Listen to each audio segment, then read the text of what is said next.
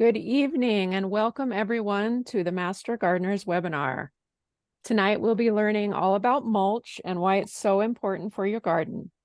But before we start, and while we wait for people to get into Zoom, I just want to highlight another great service that the library provides. It's called Lunch at the Library, and this is a summer program that's exclusively for kids, so it might not apply to you. But if you or anyone you know has kids or grandkids, it's an amazing service. Some children really rely on their schools as a place where they can get a solid meal every day. And so when school lets out for the summer, that reliable source of food is gone. And in order to bridge the gap until school starts again, many of our branches provide free meals to anyone under the age of 18.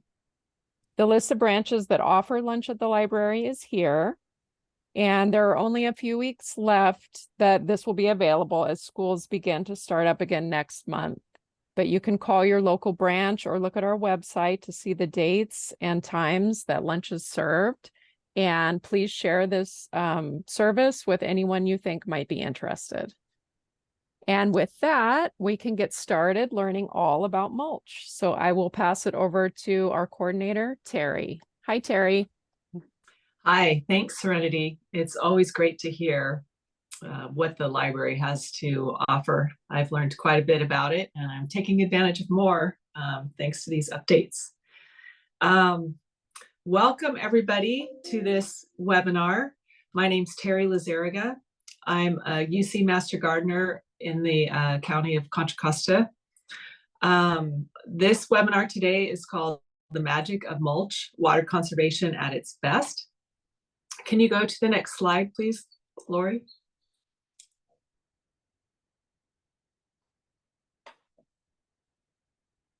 Thank you. I'm just going to cover a little bit of the ground rules. So the participants will all be muted and we'll have your video turned off during the presentation.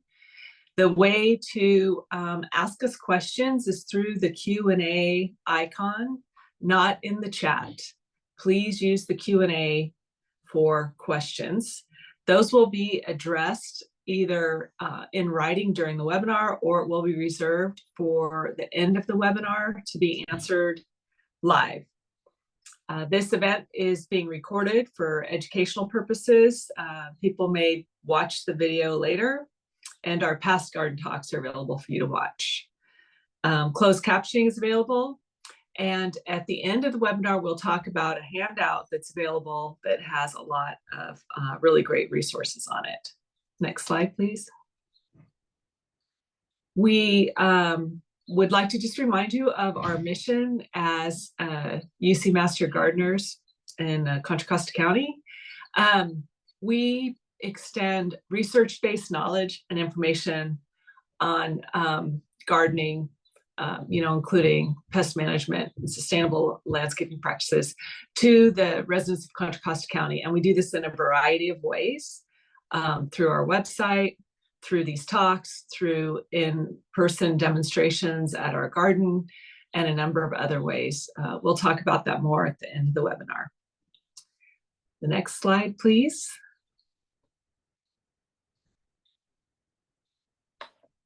Now, I would like to kick off our talk today, The Magic of Mulch, Water Conservation at its Best.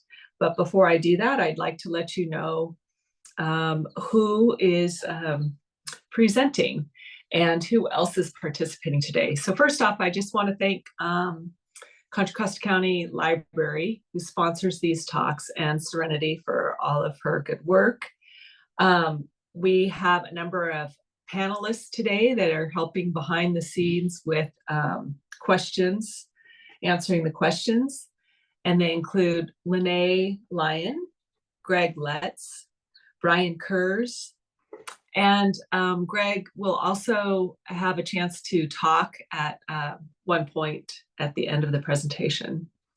Our speaker today, her name is Lori Palmquist. She is a UC Master Gardener, and she's an irrigation expert For the past 35 years, she's had a career as a landscape professional and has designed, installed, repaired, maintained, and upgraded hundreds of irrigation systems. She has a fiery devotion to irrigation and water conservation. As a water manager for several homeowners associations and large residential landscapes in the Bay Area, she's been responsible for saving millions of gallons of water from being wasted in the landscape. She also teaches irrigation at 2 local community colleges and has an online irrigation school where she teaches irrigation design to landscape professionals. And I have to say, I've learned about irrigation from Lori as well in my Master Gardener classes. So welcome to our talk today. And at this time, I'm going to turn it over to Lori for our webinar. Thank you. Okay, wonderful. Can you hear me? Yes. Beautiful. All right, here we go.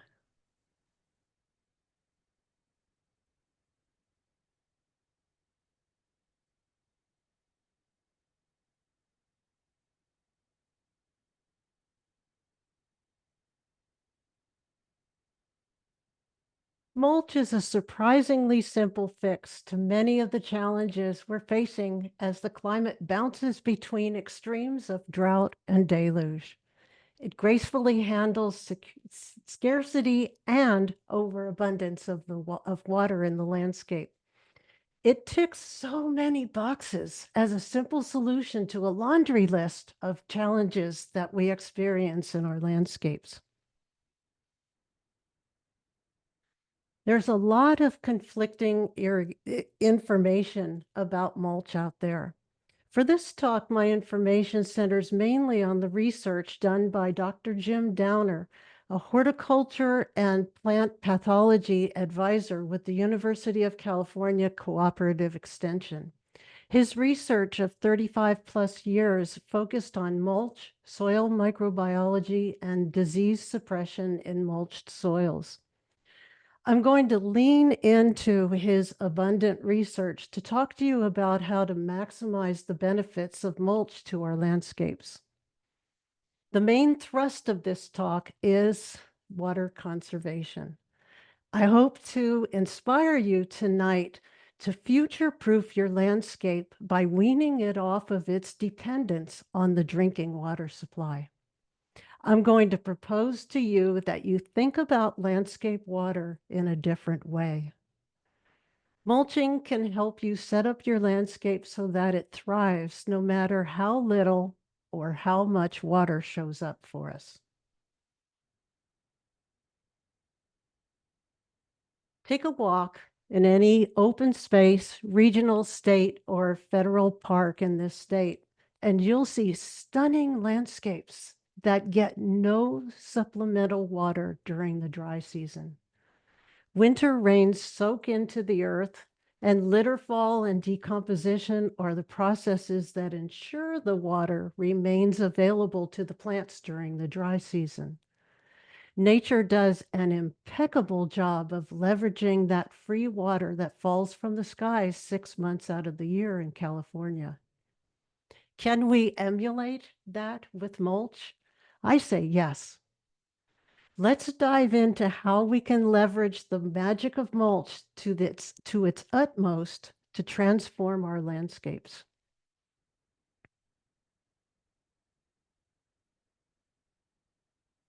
I want to give you a few key concepts here that I'd like you to keep in mind as we're going through the talk.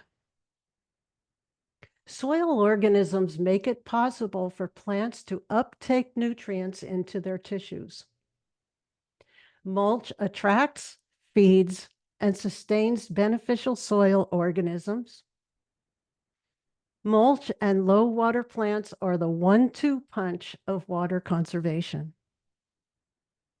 Mulch protects the landscape from drought and deluge.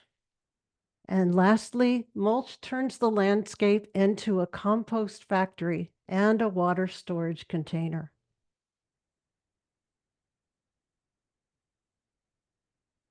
Now I'm going to tell you about the many benefits of mulch. In these next two slides, what I'm going to do is I'm going to list out many, many benefits of mulch, and I've color-coded each one. The black ones are benefits that I'll be covering in this talk, and the gray ones are ones that I don't. So here we go. Mulch holds moisture in the soil. Dr. Downer said in a webinar in 2020, when you put a healthy layer of mulch on top of the soil, you can pretty much skip every other irrigation. Wow. Mulch feeds the biological life in the soil. It regulates soil temperature. It suppresses soil-borne diseases. It reduces weeds. A minimum of 3 inches of mulch will suppress weeds quite well. It contributes to sequestering of carbon. It invigorates failing plant material. It mends and restores compacted and hydrophobic soils. It buffers soil against pH changes and salinity. And I have another one. We got some more. Mulch may increase water infiltration rate. It minimizes the need for fertilizer. It improves stormwater retention.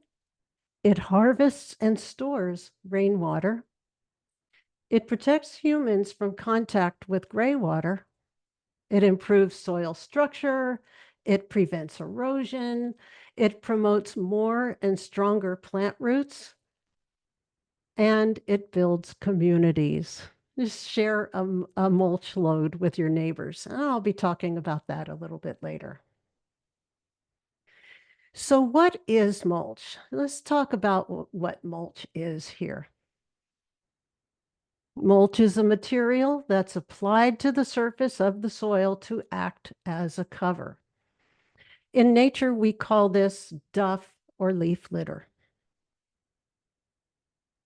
In these next 3 slides, what I'm going to do is talk about the different materials that mulch can consist of.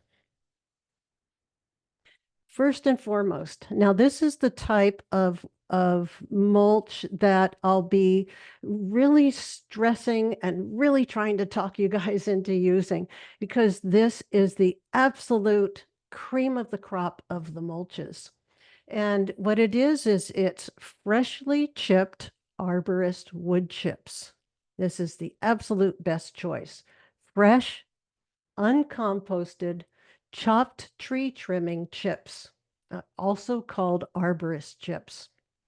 Okay, so if the mulch came from a source that's similar to this photo that's in the top right part of this slide, that is the mulch that we're talking about. Trees got trimmed or cut down or whatever, and they took the parts of the tree and they put it through the shredder and it chipped out all of it, and then you get it right away. That's when it is the absolute best mulch that you could possibly have. The second choice would be recycled green waste from waste management facilities. Now, this is the green waste from the green bins that we put the green waste in the green bins, and the waste management company comes along with the big truck and takes it to a facility where they process it into mulch. Now, it's a second choice instead of a first choice, because it has already gone to the yard, and we don't know what the origin of this mulch is. We don't know exactly where it came from. Oftentimes it's got trash in it, like glass or plastic or metal, and it can possibly be a source of pests or diseases as well. And then also, it's not a good carbon source, and we'll be talking about carbon a little bit later. It's not a good carbon source for microbial activity because it's already been sitting in a pile for a while. So the composting process has already started somewhere else. But this is our second choice. And then the third choice would be bark of trees or shrubs. Now, bark is, it's hydrophobic. It's stronger, so it resists getting broken down by soil microbes. So that's why it's really not either our first or our second choice, because it doesn't offer the benefits that the two above do. So it will not add significant nutrients to the soil like the above two do. It takes a long time to break down, and it doesn't promote soil microbial activity. So I'll be saying a couple of times in this talk, just lay down these arbor chips, and here comes nature to get it. Here come the microbes to get it. This does not really happen with bark mulch. So this is not a preferred method, but it is, it's a type of mulch that you'll see out there. Another type of mulch would be pine needles. Now, pine needles, contrary to popular opinion, they do not make the soil acidic. They don't acidify the soil. But the best mulches are coarse and chunky, and pine needles are not that, but you can use pine needles. Then we have straw or hay, and straw is better as hay has too many seeds. And straw is pretty light, so it can blow around in the wind. And this photo, Greg gave me this photo. He'll be coming out a little bit later and talking a little bit about his own experience with mulch. And he provided this to me. I think this is our garden. So straw or hay are another possibility. Shredded wood products or shredded lumber. Now this, you see this a lot offered in bags of mulch and also in bulk, is that it's often it's construction lumber that has been chipped down, shredded. So the particles can be sharp and splintery, and they could have toxic chemicals on it because it's construction waste. A lot of times they use pallets for these. Okay, so now this part is mulch materials that are not so desirable. And this is stone, rock, or gravel.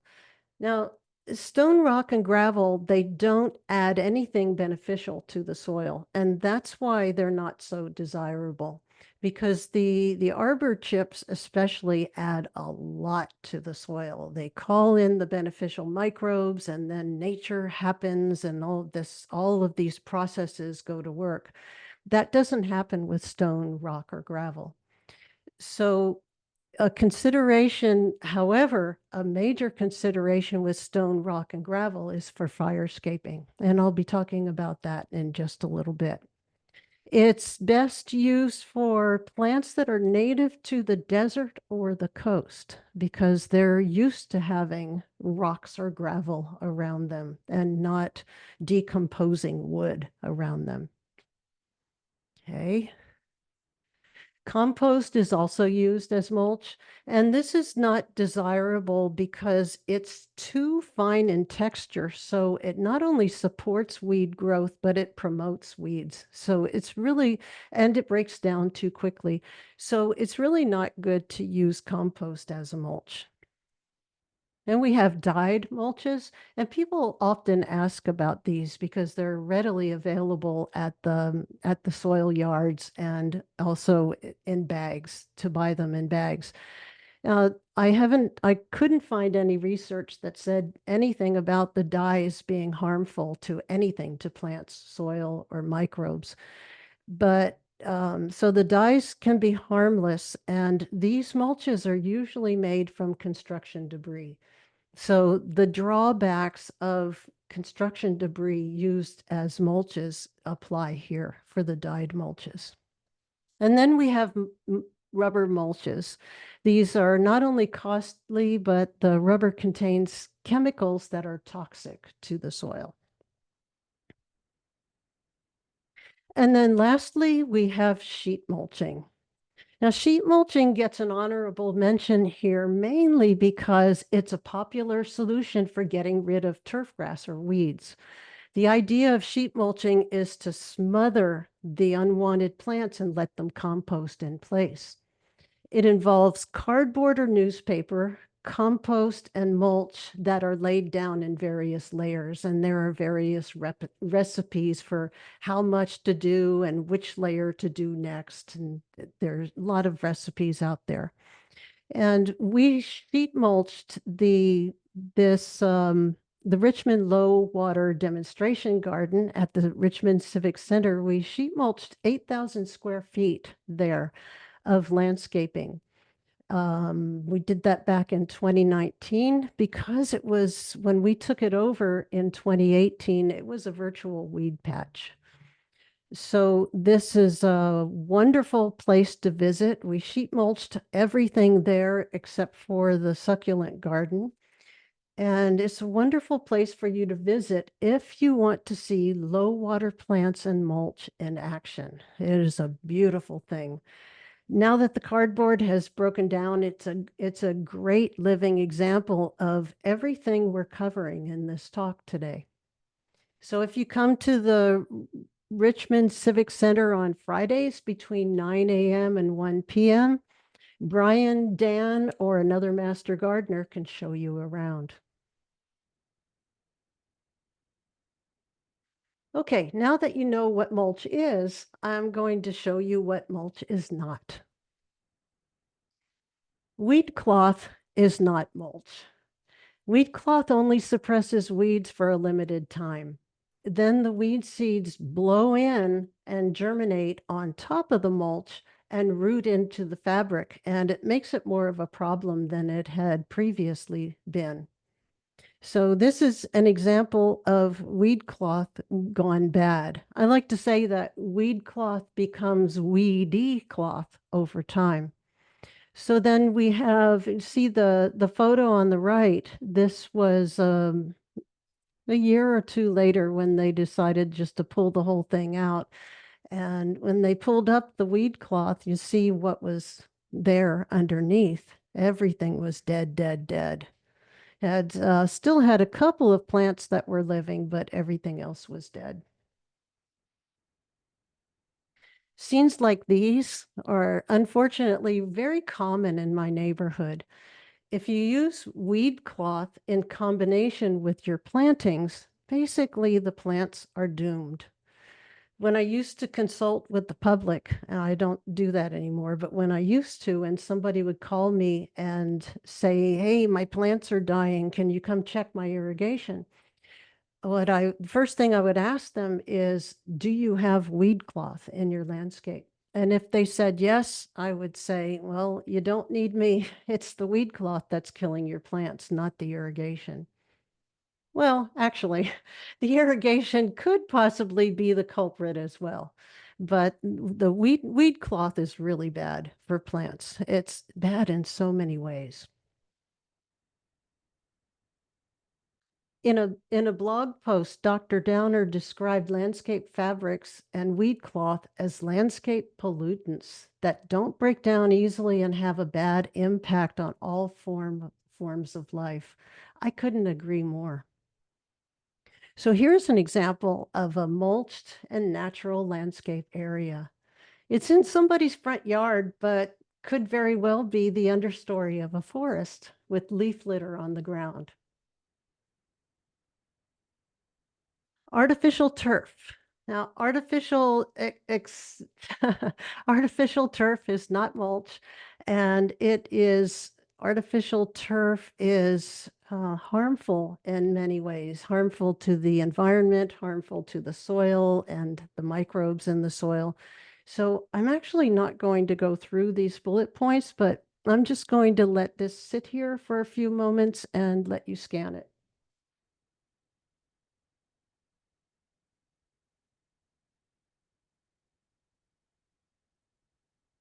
Okay, mulch and fire safety.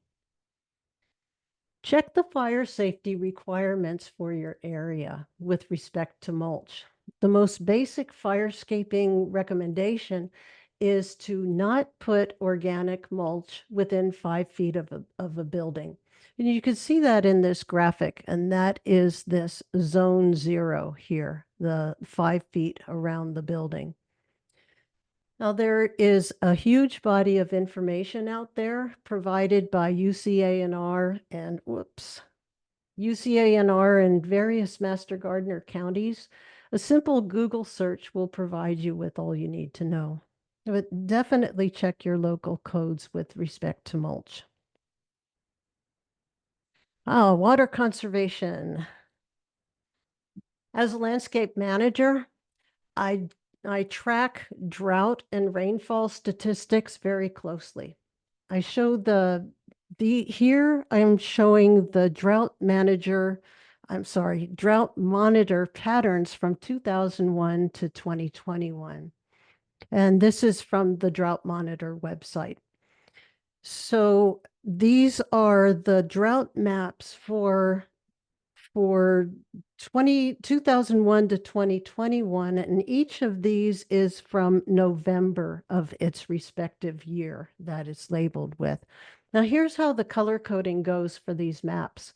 White is not dry, yellow is abnormally dry, beige is moderate drought, orange is severe drought, red is extreme drought, and brown is exceptional drought.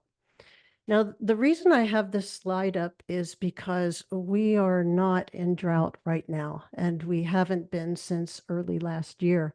So we need to keep the mindset and understand that we are in drought most of the time. And in fact, with these maps here, what I wanted to point out is that there are only 5 years during this time span in this century when we were not in some level of drought. We've got 2005 and 6, we have 2010 and 11, and we've got 2017. Otherwise, all the rest of the years we were in some level of drought. That's 16 of 21 years, which is 76% of the time. So I really want to make the point that drought will come back around and we need to be ready for it.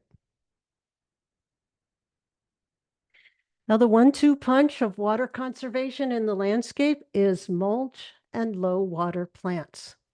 For optimum landscape water efficiency, these 2 pieces together will turbocharge your water conservation efforts. What you can do is you can either use truly low water plants in your landscape, or you can just water your landscape as if all of your plants were low water plants. Now, I strongly recommend using California native plants because they're adapted to California. So they're what is referred to as climate ready plants or climate appropriate plants. And so I strongly recommend that you use California native plants. And how great is it to have a California feel, a sense of place, and to know that once those plants are established in your landscape, they'll thrive when that next drought comes along. It's a beautiful thing. So one great source for California native plants is the Calscape Plant Search. You can easily find plants that would thrive in your area. Just put in your zip code and click search. So I put in my zip code. I live in Richmond. Put in my zip code, and then I filtered by the water use of the plants. So you see over on the left here, you can open this water drop down and choose extremely low, very low, and low water plants. And when I did that, I got 2,300 suggested plants. Wow. I think that's enough for me to choose from. And if you're fine with Mediterranean plants as well as natives, this web service provided by the Contra Costa Water District is a great resource as well. And East Bay Mud also has plentiful low water plant lists on their website. Now, rainfall is measured in inches, and plant water requirement is measured in inches.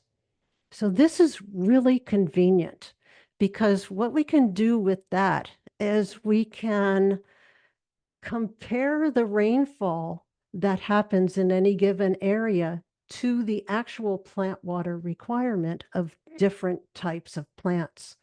So what I've done here with this slide is that I have the rainfall, the annual rainfall that fell in Union City from 2002 to 2023. Now, I chose Union City because it was the closest weather station to Contra Costa County that actually goes back that far to 2002. The rest of the weather stations in this county didn't go far enough back. So I chose Union City. So what I have here is the the rainfall in inches for each of these years. And we have along the left, we have 10 inches, 20 inches, and 30 inches. So then I can plot the water use of the plants, the water requirements of the plants onto the chart. So high water plants in Union City, California need 35.2 inches a year. So you can see that the rainfall that happened did not support high water plants at all. So how about moderate water plants? Well, only 2 years out of these 21 years would have supported moderate water plants. So what I'm looking for here is for rainfall itself alone to support the plants in the landscape, just like what happens out in the wild, okay? Because I want to try to mimic that. I want to go with no irrigation if possible. So then let's click this one more time and we have low water plants now, the plant water requirement. Now I should say here that low water plants require a quarter of the water that high water plants require. So if we were to multiply this 8.8 by 4, we would get 35.2. So low water plants, now we can see here that the rainfall in California indeed does support low water plants. That's why this slide has the title, California is a low water plant state. Low water plants, that's what you see when you go out in the wild, is low water plants. Those are the plants that are adapted to our dry summers and wet winters. Unless it's the understory of a forest or it's a riparian area. But predominantly, California is a low water plant state. So let me click this one more time, and we have one more line here, and it's low water plants with at least 1 inch of mulch spread over the planted area. This is from a study that was done at Texas A&M University, where they found that 1 inch of mulch spread over a planted area lowers the plant water requirement by 25%. So that's what this purple line represents, 25% less than low water plants. And you can see that indeed, the rainfall in every single year would have supported that. Even in this lowest rainfall year, which this was only 7 inches of rainfall here. Okay. Now this one is just like the last one, only it's a span of 12 months instead of 21 years. So this is from January to December. And again, the blue bars represent the rainfall for each of the months of the year in inches. And I plotted the water use, the plant water requirement for the top one is high. This one is moderate, and then we have the green one is low, and the orange one underneath is low with an inch of mulch. So this is really interesting because what we can see is that for high water and moderate water plants, rainfall alone would take care of those plants November, December, January, February, and March, 5 months out of the year. But the low water plants would be supported October, November, December, January, February, March, April, and half of May. So 7.5 months rainfall alone would support low water plants. So the challenge here is that the rain falls at a time of year mainly that the plants don't really need it. So the challenge is, how do we hold on to that water? You see all this water that fell. We need to try to catch it and store it. Okay? How do we hold on to that water? Well, if you want to store water, what you do is you find a container. Here's a container. We can put water in that container, and we put a lid on that container. We put a lid on it. That's how we hold on to the water. We put a lid on it. Well, my friends, mulch is the lid on the landscape. I'm going to repeat that. Mulch is the lid on the landscape. Okay? The reason it is the lid on the landscape is that it reduces the amount of water that is allowed to leave the soil through evaporation. And that is mainly what's responsible for the plant water requirement. The water leaves the soil, and then we need to replace it. Somebody needs to replace it, and that would be us or the irrigation. So mulch is the lid on the landscape. Now, it's commonly quoted that increasing the soil organic matter content by only 1% will help the soil hold 20,000 gallons more water per acre. Now, that's a scale that is really hard to work with and hard to visualize. So I brought it down to 1,000 square feet. At this scale, at 1,000 square feet, if you were to apply a cover of at least 3 inches of mulch, that 1,000 square feet would, after the microbes do their work in the soil, that soil would be able to store 460 gallons more than it could before. That's 9 50-gallon drums of water.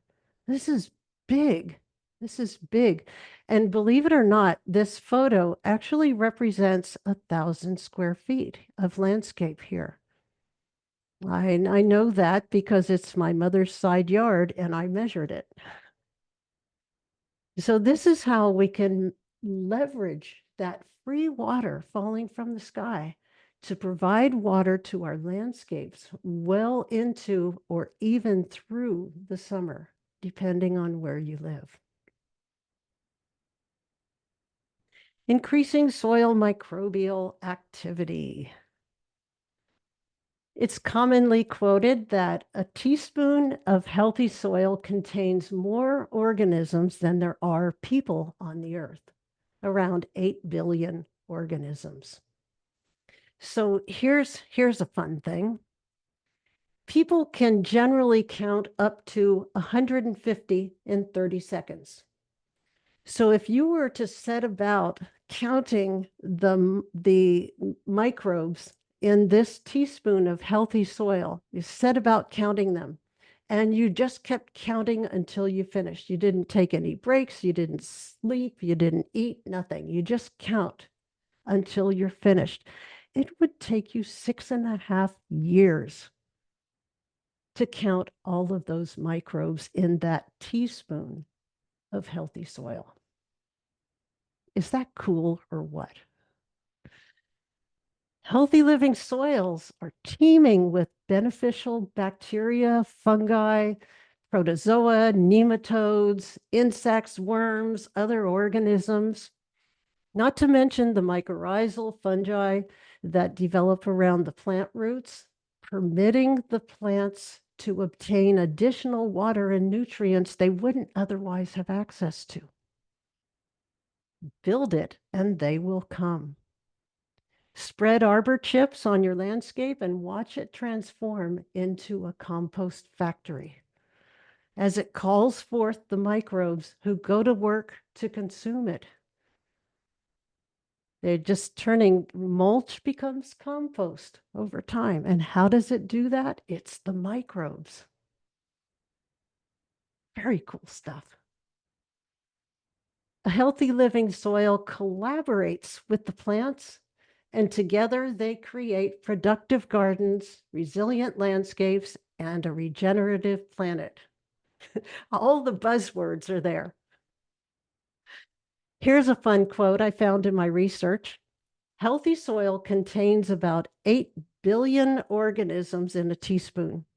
Depleted soil contains about 50.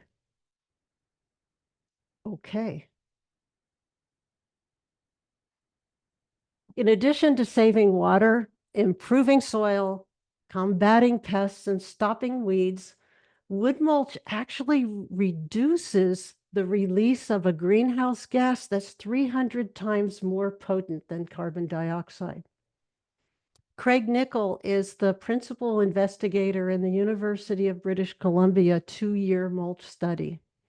In this study, when comparing bare soil nitrous oxide emissions to those of mulched areas, the emissions were cut up to 28%. The mulched areas also showed a 74% reduction in soil nitrates, which are the source of nitrous oxide emissions and can leach into the groundwater. California Natural Resources Agency is spearheading a campaign to reverse climate change and aims to achieve carbon neutrality in California by 2045. One of the many best practices they're instituting to reduce the amount of carbon in the atmosphere is, guess what? Mulching. Now, this table is from Dr. Downer's 2020 webinar. The changes of note here are the saturation percentage, which is the amount of water held in the soil, goes up to 48.4% from 44.4%. The nitrogen level goes up, the phosphorus level goes up, the potassium level goes up, the sodium level goes down, and the carbon level goes up. Do you see the NPK here? Do you think we can stop buying fertilizer? This is a graphical representation of the previous slide. Dr. Downer states with this slide that it is a proportional relationship. The more mulch you put down, the more resulting nutrients that are added to the soil. And the sweet spot for weed suppression is 3 to 4 inches. He also states that contrary to popular belief, mulches do not draft nitrogen from the underlying soil. Uncomposted, chopped plants will add significant amounts of plant-required minerals to underlying soils. And this is not about what's in the mulch itself. It's what ends up in the soil later once the mulch breaks down. This is the work of the soil microbes. Allelopathy. First, let me define allelopathy. I'm even surprised I can say it. I had to practice that word. Allelopathy is the suppression of growth of a plant by a toxin released from a nearby plant of the same or another species. Trees known to be allelopathic are not so when they are chipped into mulch. We have eucalyptus, walnut, oaks, sycamore, manzanita, California bay laurel, and others that are known to be allelopathic when they're live plants. Not so when they're mulch. Trees known to harbor pests or pathogens could possibly transfer their problems to the new landscape. However, the pathogens have a hard time surviving the chipping process, Dr. Downer says. Be careful about keeping the soil too wet underneath the mulch. This can promote root pathogens, especially Phytophthora. And let's see, we have one more here. Yes, it's best to use mulch generated on site. So use your own tree trimmings. You know what's going on when you use your own. Handling stormwater. Now, this is something that we learned in elementary school, and this is about the hydrologic cycle and the watershed. So this is a graphic of a watershed. So this cycle doesn't really start or end anywhere, it's continuous. But if we were to start at the ocean, in this case, the water evaporates into the atmosphere. It goes from liquid to gas into the atmosphere. It condenses into clouds, and then it falls back down to the earth in the form of precipitation, which is rain or snow. So then once the water falls to the earth again, it either percolates down into the water table or it runs off down and ends up back in that body of water, and the cycle starts again.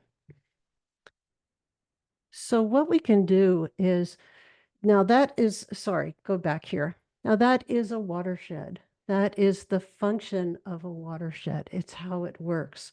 So what we can do is we can treat an individual property as a mini watershed. So what you could do is you could imagine that the roof of your house is the snowy mountains. The rain gutters are the rivers and streams. And the landscape is the aquifers. That's where the water is ending up.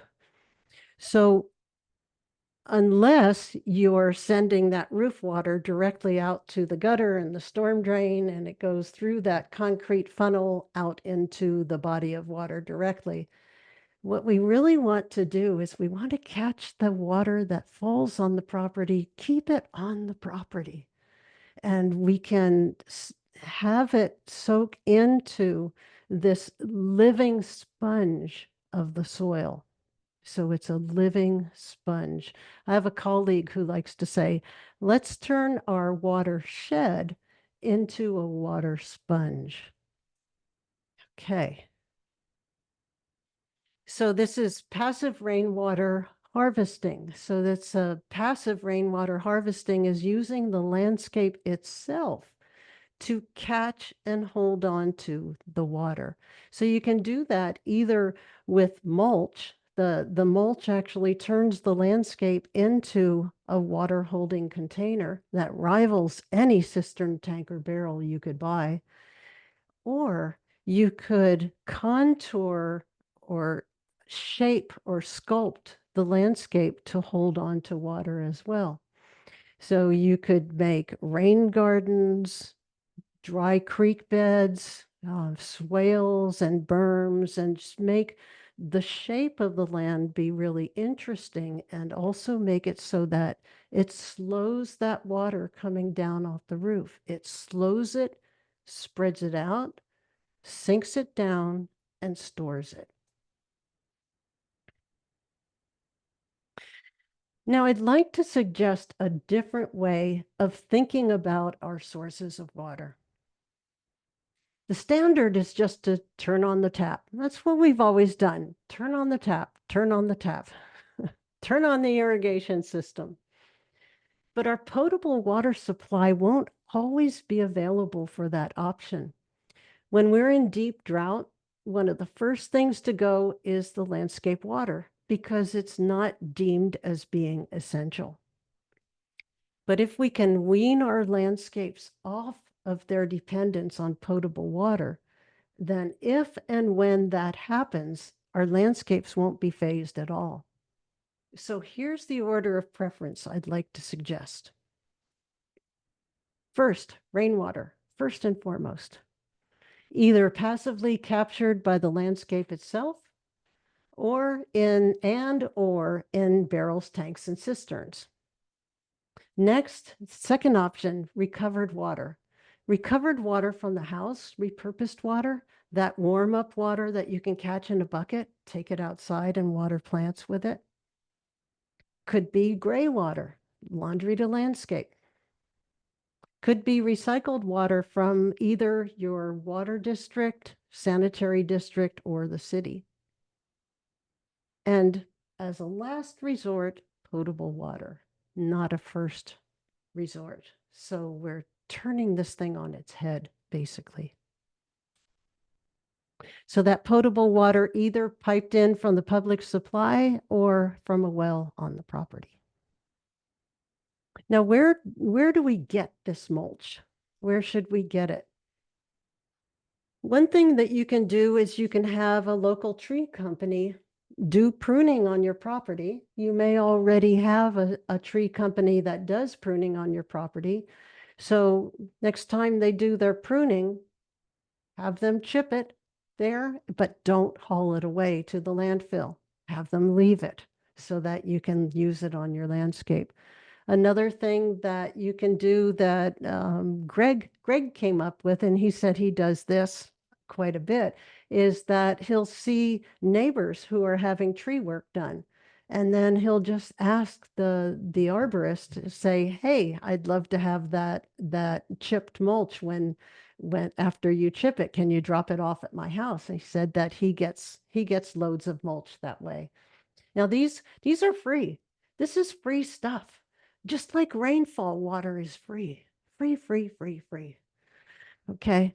So another thing that you can do is if you do your own pruning, you can collect the prunings, the trimmings in a part of the yard, and then you can hire somebody to come in, a chipping service to come in and chip it for you.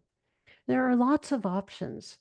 There are, as a master gardener, I'm not supposed to tell you about chipdrop.com. I just said it. Oh, I didn't.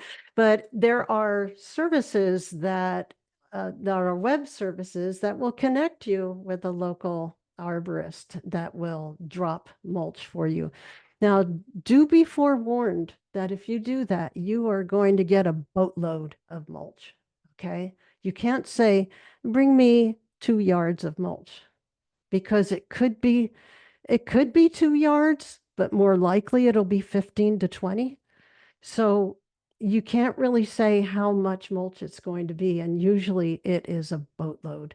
And I had said earlier that doing this is a community builder. We do this in our neighborhood. We have people around the corner who get regular shipments of mulch in their driveway, great big piles, and we go and get the mulch. I don't know how many other neighbors do it, but it's really a beautiful thing. It's a community builder. So got to be careful about that. Now, I did want to go back up to this one up here, because I forgot to say something really important about this slide. When I asked you to change the order of preference of water source. And I'd like to give you 3 really strong reasons why rainwater should be our first choice. Number 1, it hasn't been treated with any chemicals. Okay, the drinking water supply has chemicals in it because it's for human consumption. Our water has chloramine and fluoride in it. I don't think that is the best for the soil, the microbes, the plants. Okay, that's one reason. Another reason is that rainwater is free. It's free. And reason number 3, we get to preserve our precious water supply in California. All right. So then let me go ahead down here. One more thing to tell you about before we bring Greg out from behind the curtain. And that is that the water districts, especially East Bay Mud and Contra Costa Water District, they have rebate programs where they give you coupons to get discounts on mulch. Now, I had put this coupon on this slide because, hey, you get coupons in the rebate programs, but then I noticed that it's for bark mulch. So I don't recommend that you use bark mulch because bark mulch doesn't have all those juicy benefits that the arbor chips do. But I wanted to tell you about this in case you go ahead and you just really want the bark mulch. Now, just know that you won't have all those wonderful benefits that we have with the other choices, mainly the arbor chips or the getting the chips from a waste management facility. That the bark mulch is going to be a bit different. Okay, so I just really want you to be aware of that.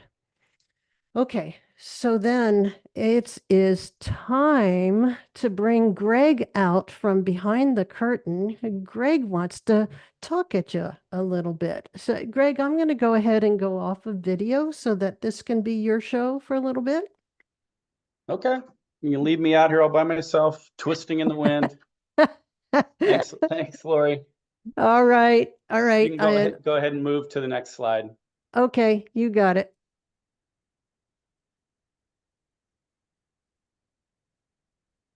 So I'm just going to do a few add-ons based on my personal experience to what Lori's already been going over. So the first thing I want to show is what a difference mulch makes on the ground. So I work every week at our garden, the demonstration garden in Walnut Creek. And one of the days last year, it was about an 85-degree day. I brought my infrared thermometer, my pizza oven thermometer, to see the soil temperatures. And so you can see on this, on bare ground, the temperature was 132 degrees on an 85-degree day. So really, really brought the temperature up. And when you think that most organisms die at 140, that ground's really hot. And even the surface of the straw on one of the beds that we did have straw there, it was still 126. So still very warm, just the surface of the straw. And in that same spot, I cleared the mulch away and the soil was a moist 75 degrees, which is right in the sweet spot of what you want for growing vegetables, somewhere between, say 75 and 85. Okay, next slide.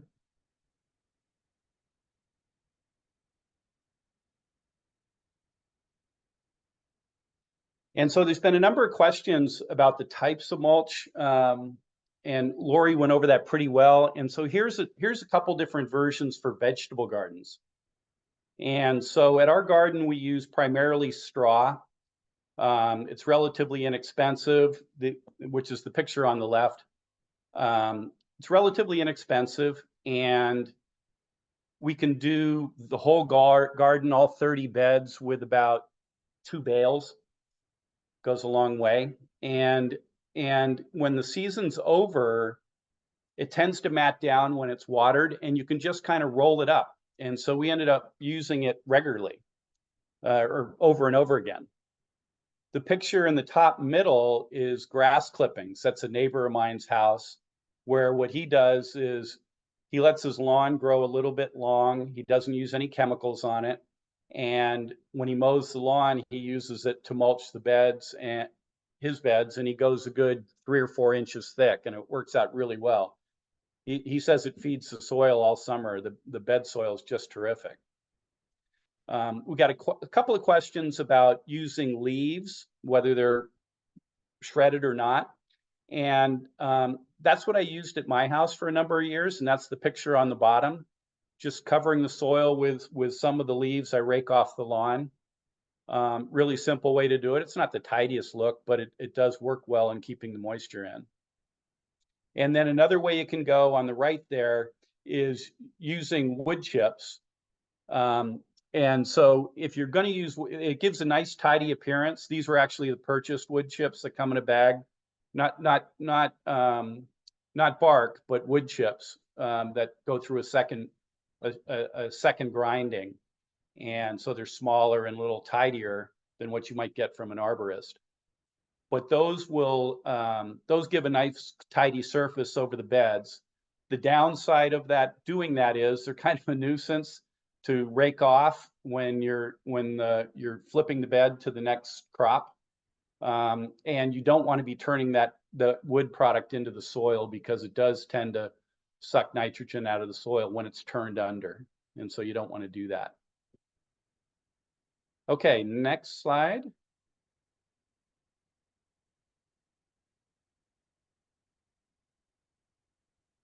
And so there were several questions about sheet mulching. Here's how I've done it at my house. I've cut my lawn, my front and back lawn, my front lawn by half, my back lawn probably by a third.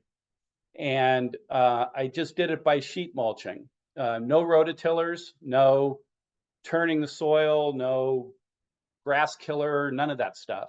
So you mow the lawn down tight. You can use cardboard, and I've done that in some parts of my yard. In this particular instance, I use newspaper, a couple of sheets thick. The advantage, I think, of newspaper is that it tends to break down faster. Newspaper these days is almost like rice paper, the way it dissolves. And it's a little easier to cut and manage. And so 3 years ago, I took out this section of the lawn, and within a couple months, and did 3 to 4 inches of mulch on top of that. And then here, this is a picture from about 2 months ago on the right, with it all planted in and looking a little bit overgrown, kind of going from cottage garden to cottage jungle in the look there, but very simple to do. You don't need to rototiller it up. You just smother the grass and then add the mulch over the top to prevent any sunlight from getting through there. All right, next slide. And so this is the difference that's made. Over the last 3 years, my water usage has dropped about 35%. And I live by myself, but for 6 months of the year, when I'm not doing any irrigation, I'm down to about 60 gallons a day, which is really nothing. It shoots up. It shot up last month with all the heat, but my overall usage has dropped about 35%. And this isn't doing a bunch of crazy stuff. This is doing pretty simple things, making the lawn smaller, wood chipping around all my beds and all my plantings, planting low water plants, so salvias and lavenders. What else I've got out there? Status and yarrow.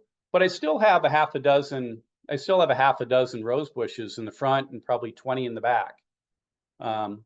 The other thing I do is I rarely water the front lawn. It doesn't show from the street really. And so I tend to just let it go brown. And then with the first rain, it comes right back up. So next slide.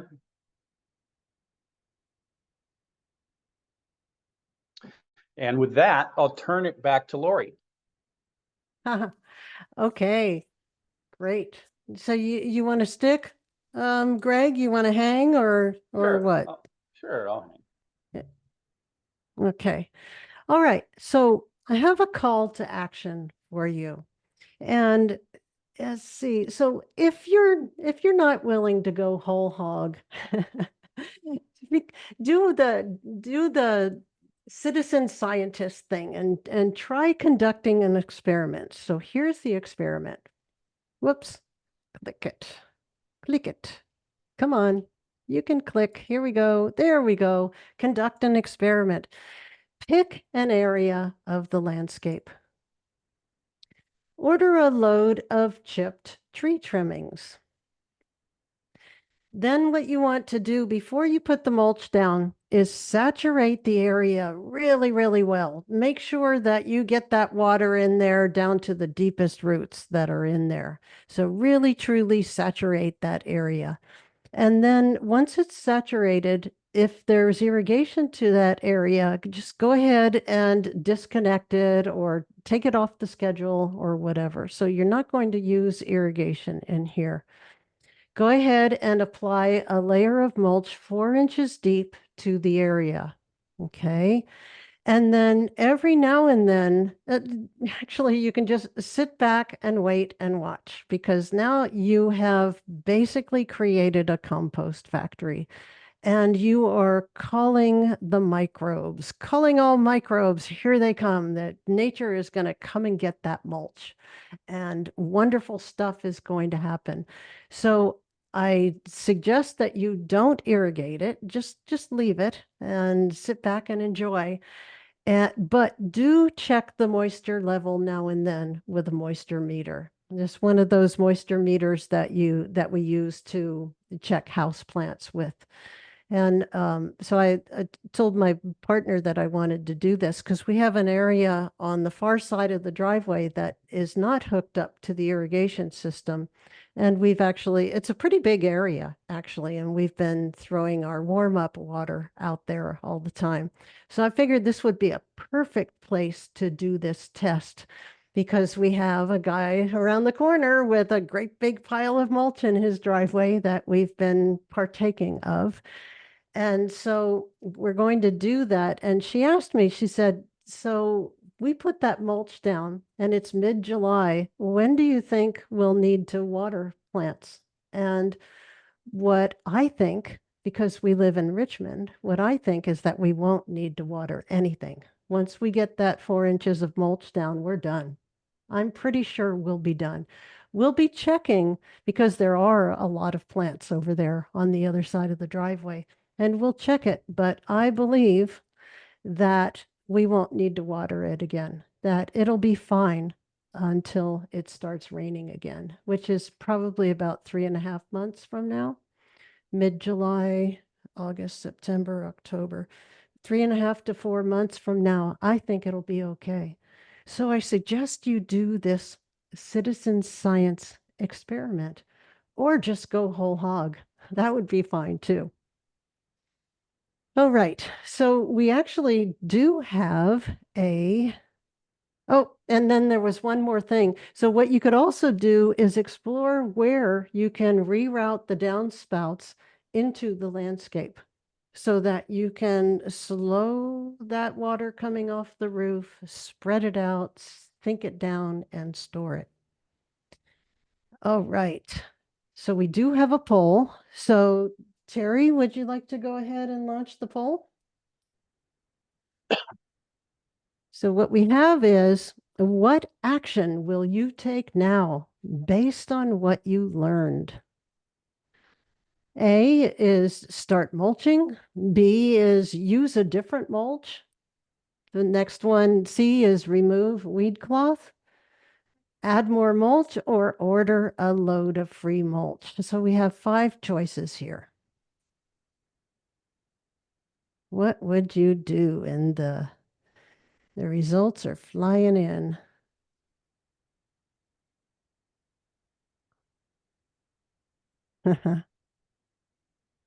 Start mulching. All right. Add more mulch. Yeah, wonderful. Excellent. Terry, how long do we wait on this? I'm not sure about this. I'm a poll newbie.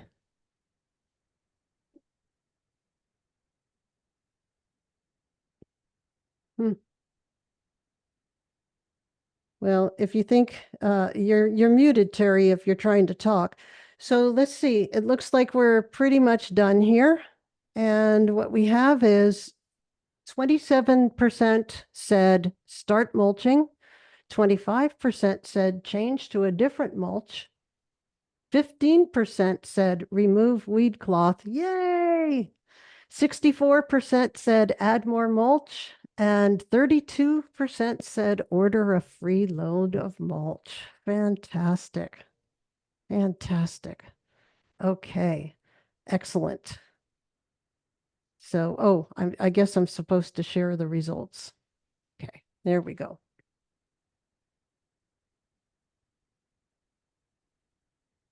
All right. All right.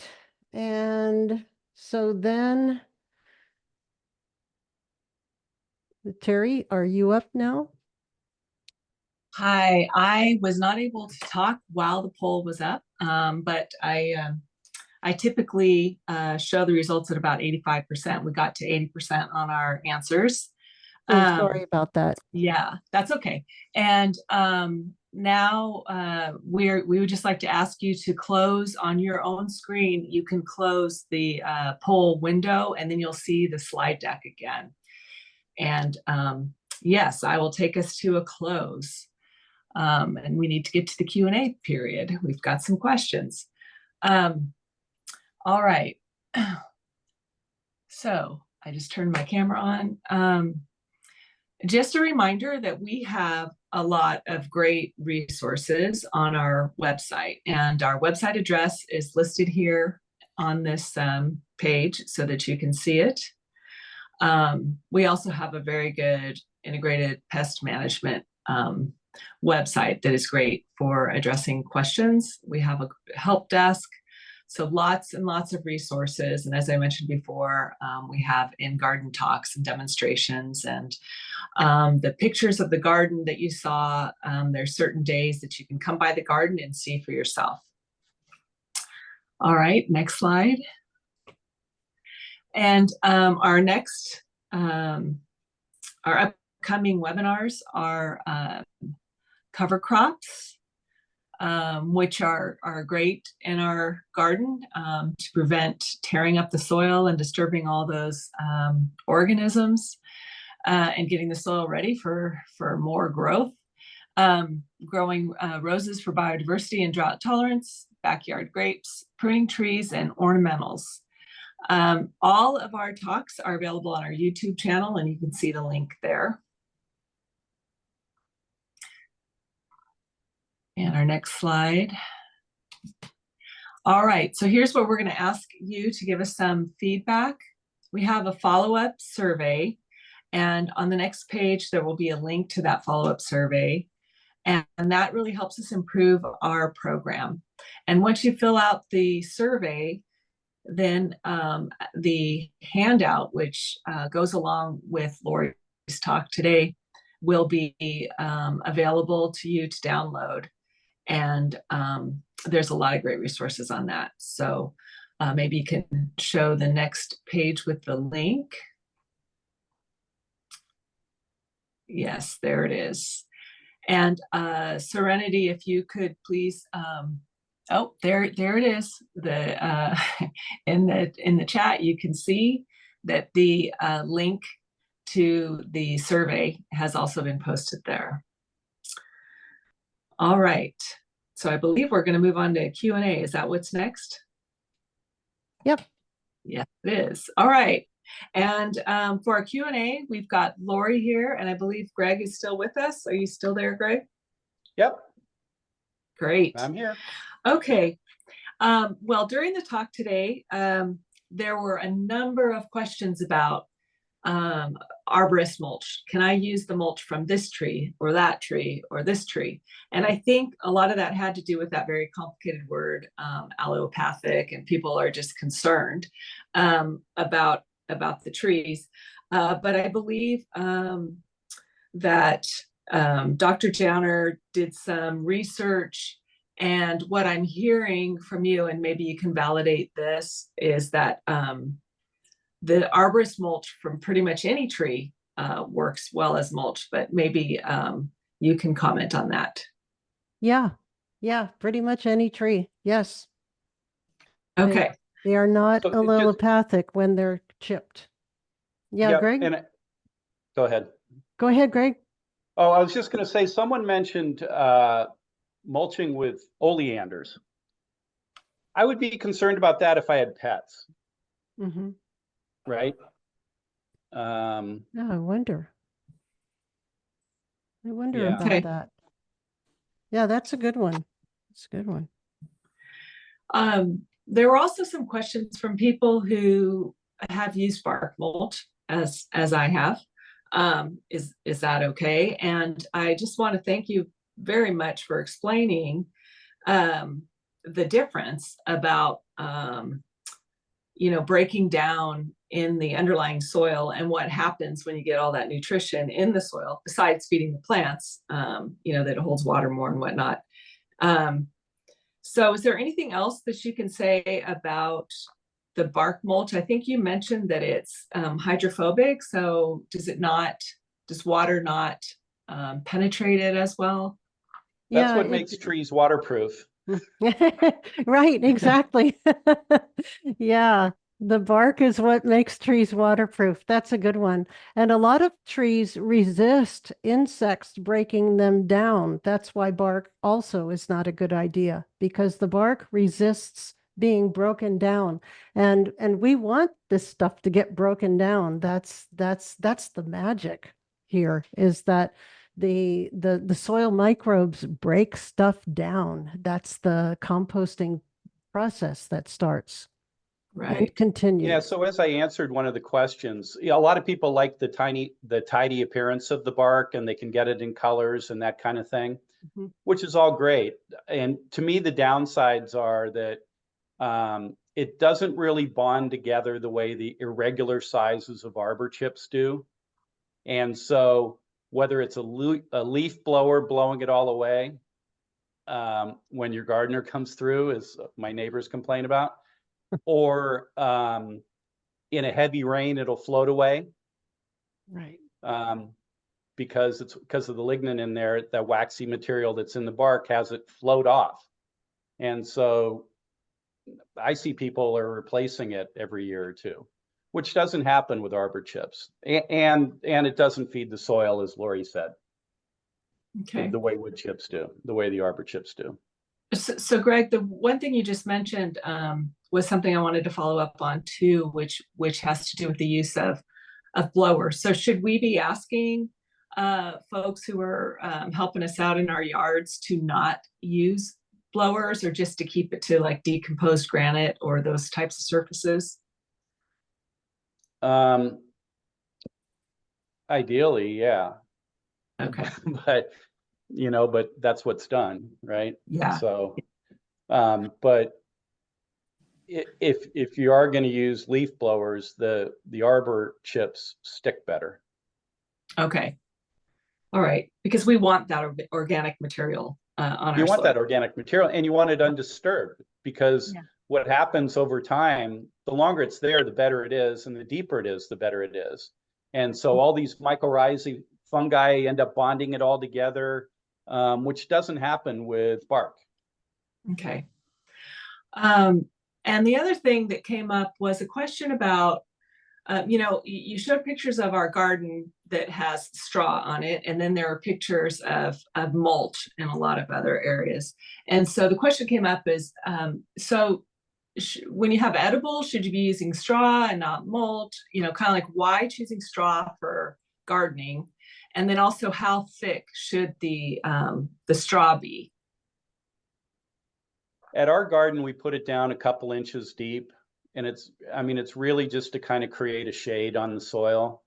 Like that picture I showed, that wasn't really deep, and it made a huge difference, the straw on the soil. And then in the aisles, we use wood chips, and because they're walked on a lot, they're probably 4 to 6 inches deep. And if you visit the garden in Walnut Creek, those are originally framed beds that are 2x6s, and they're actually flush to the ground now because of all the wood chips we put in the aisles. Yeah. The other thing is, Lori, the chart that you showed, the monthly water needs for different types of plants, and then the monthly rainfall for different areas, and describing that mulch is a lid. And if we can start thinking about, retaining the water, that just made a very good point, made it very easy to see. Is that information out there for people to find, for their areas? Actually, that was something that I created on my own out of my Okay. tiny little head. So no, it's not really out there, but I mean, you could get historical rainfall totals, and in my handout, I do provide the resource to usclimatedata.com, and that's where you can get historical rainfall totals for monthly, and I think it's, yeah, monthly rainfall totals, historical, from usdata.com. And then let's see, the plant water requirement, that is a bit more complicated because you take the ETO and you multiply it by the plant factor, and you do water management calculations on it. And Okay. I'm a water manager, so that's how that is. So sorry, I don't really have That's that okay. available publicly. I think the bottom line was that low use water plants in an area where we have mulch are the plants that are going to be able to live a year round, even in drought times. I think that was sort of the moral of the story. Absolutely. Absolutely. They may even be able to just survive with no supplemental water whatsoever. I really think it's possible because I've seen it happen at the low water demonstration garden. It certainly happened for the first few years. Well, first couple of years, it didn't have any irrigation and it had plenty of mulch and they were low water plants and the plants did just fine.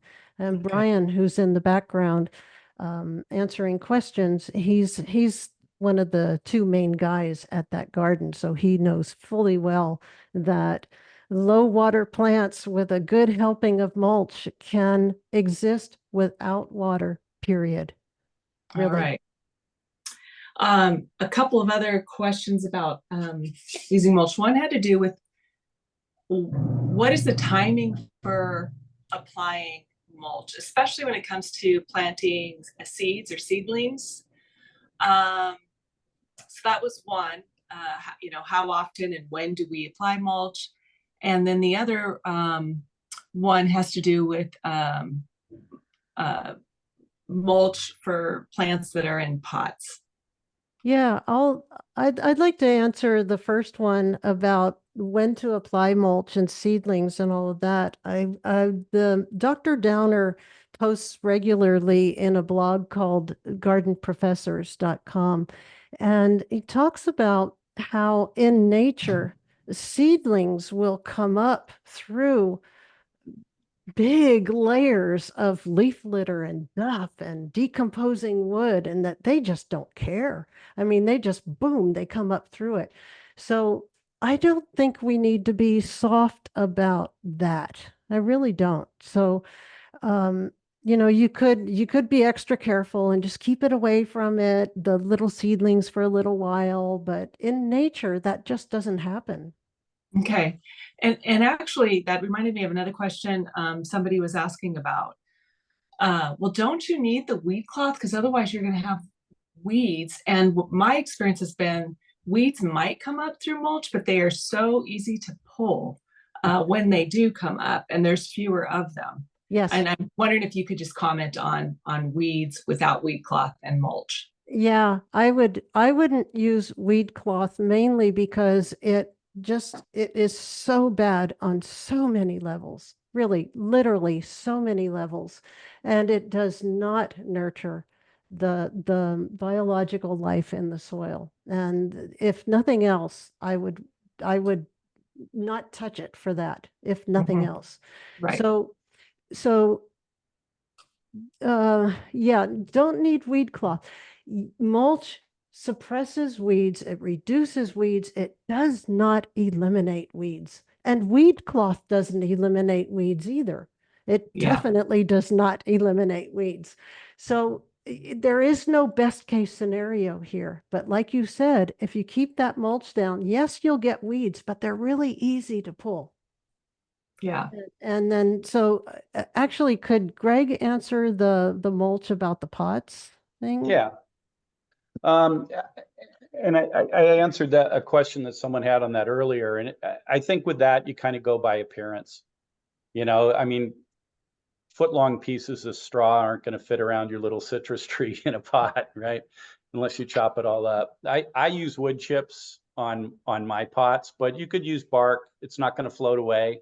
You're not going to feed the soil, but you know, containers you might be more concerned about the appearance and choose the appearance you want, and just get it a good couple inches deep.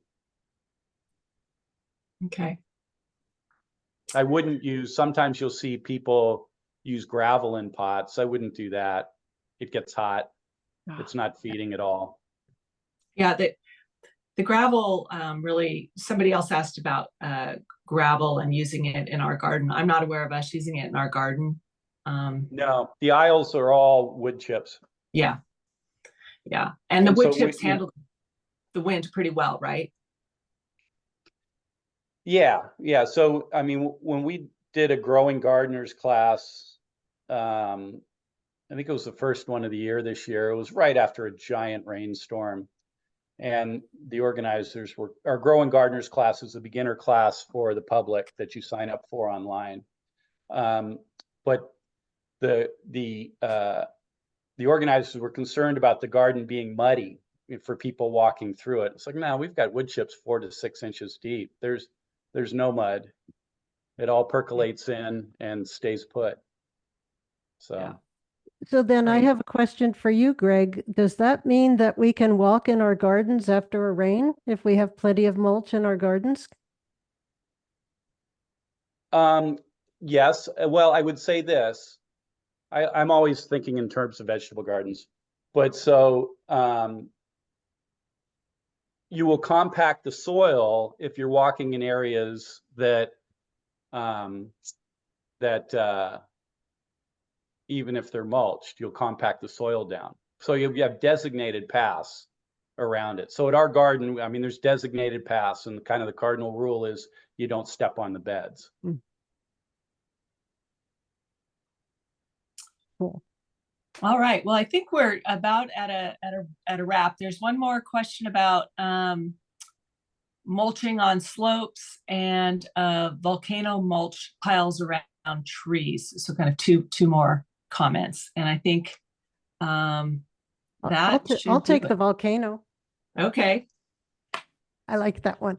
In the look it up in the gardenprofessors.com in their blog, they said that one of them, there are 3 writers in there, Jim Downer's one of them, but one of them said that they can't find any research that says mulch volcanoes are bad. They said, but and what they said too is that this happens in nature too. Leaf duft does build up around the crown of plants and they don't die because of it. So if we use nature as our guide, that it seems to solve so much. Great. And then what was Greg, the other do you want to come? Slopes.